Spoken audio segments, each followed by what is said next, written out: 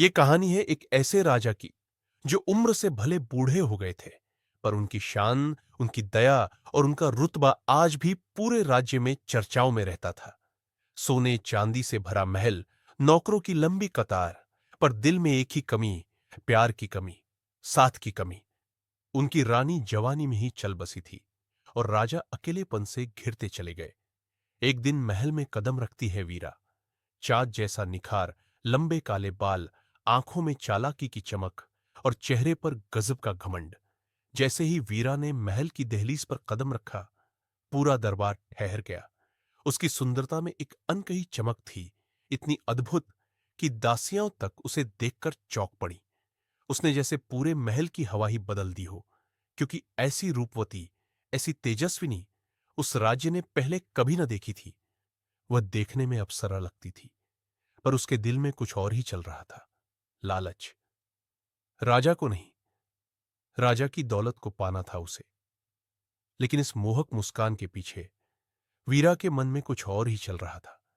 वह इस राजमहल में सिर्फ मेहमान बनकर नहीं आई थी। वह आई थी अपने छुपे हुए इरादे पूरे करने। किसी भी कीमत पर, किसी भी हद तक जाकर अपने लक्ष्य को हासिल करने का दृढ़ निश्चय उसके भीतर जल रहा था।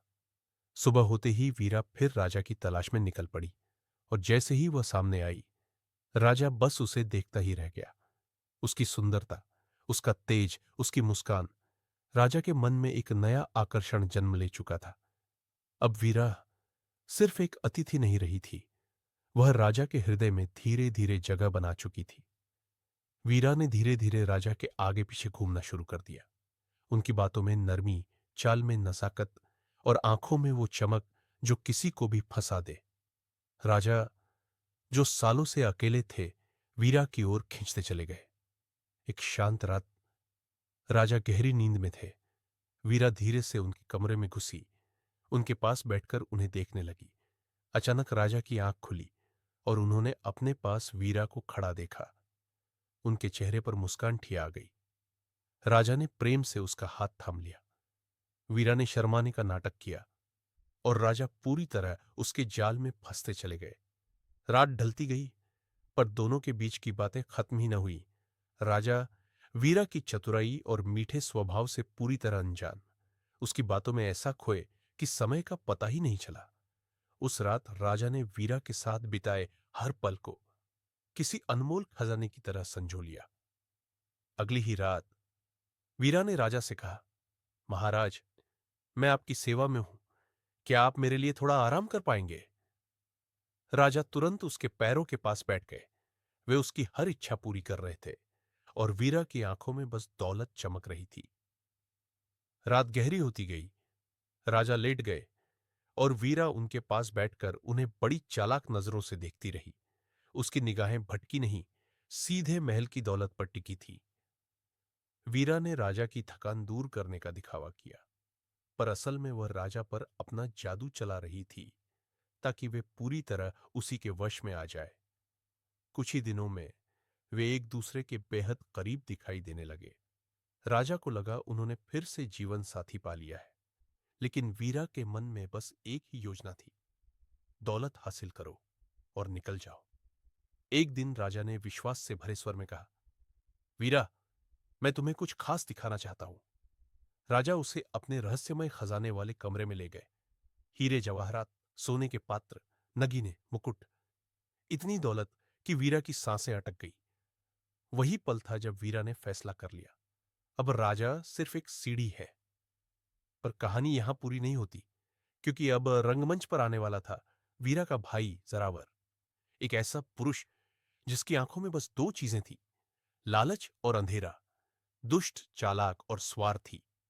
जरावर वो व्यक्ति था जो अपने मकसद के लिए किसी की भी जिंदगी उलट सकता था, और अब उसकी नजर इस पूरे राजमहल पर टिक चुकी थी। रात होते ही वीरा अपने कक्ष में गई और एक पत्र लिखा, भैया जरावर, यहीं आ जाओ, दौलत हाथ लगने वाली है।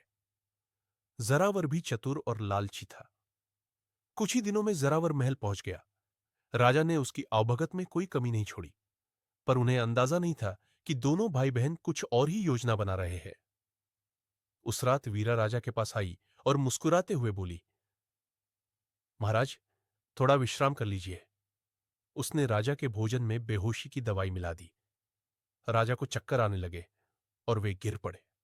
वीरा धीरे से बोली, बेचारे महाराज, इश्क में कितना आसान है आपको बेवकूफ बनाना। जरावर अंदर आया। कहाँ है खजाना वीरा? दोनों दौड़कर गुप्त कमरे में पहुंचे, पर अंदर कुछ भी नहीं था। एक भी सोने का बर्तन नहीं, एक भी गहना नहीं। उनके शोर पर सिपाही पहुंच गए और दोनों को कैद कर लिया। राजा जागे और उन्हें सब सच समझ आ गया था।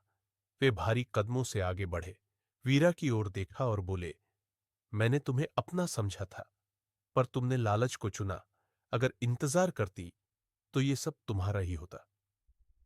वीरा हाथ जोड़कर रोती रही, माफी मांगती रही, पर अब बहुत देर हो चुकी थी। राजा ने कठोर स्वर में कहा, इन्हें महल से बाहर फेंक दो। दोनों को निकाल दिया गया। उसके बाद राजा फिर अकेले हो गए, लेकिन अब उनका दिल टूट चुका था। उन्होंने समझ लिया था, सच्चा प्यार सोने और हीरो में